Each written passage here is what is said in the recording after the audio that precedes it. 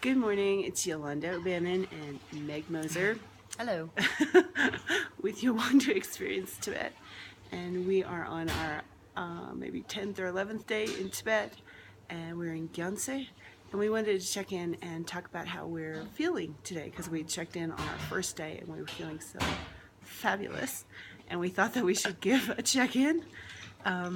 Meg, why don't you tell a little bit about your experience the last few days? About 3 days in, I developed, I feel like sort of a sinus irritation, maybe just from visiting the monasteries, smoke, dust in the streets.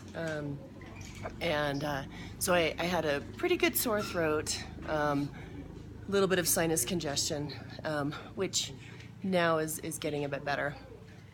And that had the effect of making you pretty tired, maybe like 2 different days. Yeah, and a little headachy. Yeah. Yeah. So I was taking some Tylenol for, one Tylenol a day, and I was crashing earlier than you were at night.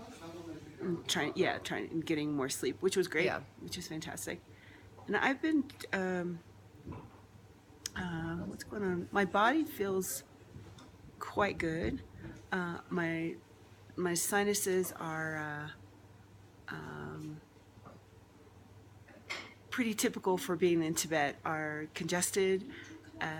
There's something about the smoke, the dryness, like Meg is saying, the altitude, the smoke, the dryness. Yeah. I don't have the cough yet. Meg's got the cough, just started, but definitely, sinus problems. It feels like pretty severe allergies, and it may be allergies in addition to anything else. So altitude-wise, I feel like we're both doing whatever we're having is definitely, I feel like, exacerbated by the altitude. Yeah. Right now we're at 13,200. Yesterday we went at a pass that was about 16,500, and then we took a hike. So we're feeling good because we took a hike up to 16,900, which is almost Everest Base Camp altitude. So we were feeling physically good enough to do that, but there's just this kind of ancillary, not everything's not totally right kind of thing. Mm-hmm. But generally, I feel better than I've ever felt in Tibet. That's for sure. So I'm really happy about that. Doing a lot to take care of my sinuses, also. And this is like, if anybody wants this stuff, if it's like too much information, just like stop playing. But a lot of people ask us about their health in Tibet, so I just wanted to discuss some of this stuff. Taking kind of like saline sprays. I'm taking Zyrtec. I have allergies in the United States. Also taking kind of Flonase. So just kind of doing everything we can to keep our sinuses and our general bodies in health. Mm-hmm. So.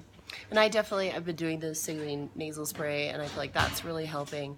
I did bring some Ricola and some throat lozenges, and then a couple days ago, we saw someone who was a Tibetan doctor, and so we got some other forms of another kind of lozenge, and I've been drinking a tea, and I actually think that's really helping, in addition to kind of just bumping up the hydrating.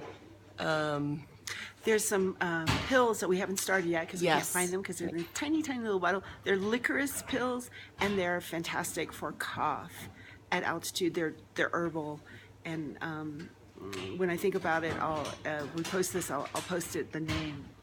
It's a Chinese name into the comments.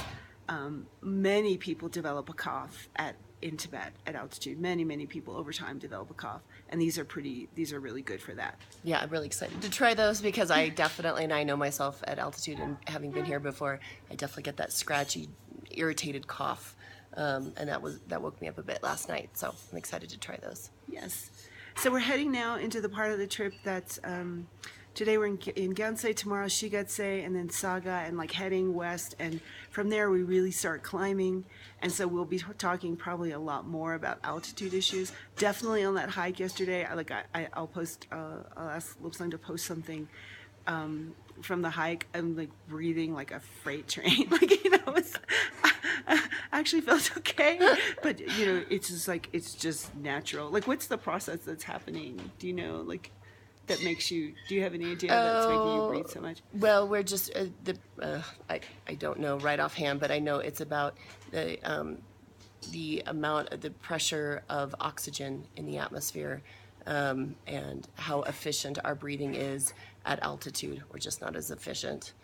And so even if you, what I do know is like, even if you don't have altitude sickness per se, it's completely normal. I mean, it would be abnormal if you didn't have this like extra like heavy breathing when you exert yourself at altitude. That's totally common.